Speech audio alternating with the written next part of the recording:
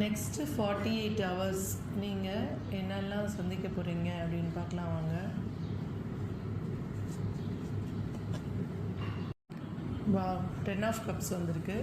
அதாவது இன்றைக்கி நீங்கள் ரொம்ப சந்தோஷமாக உங்கள் ஃபேமிலியோட டைம் ஸ்பெண்ட் பண்ண போகிறீங்க இந்த 48 ஹவர்ஸ்க்குள்ளே.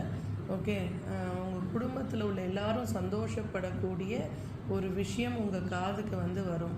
ஓகே, ஸோ அந்த விஷயம் கேட்டதுக்கப்புறம் உங்களுக்கு மனம் மகிழ்ச்சியில் திளைக்கும் அப்படின்னு சொல்கிறாங்க.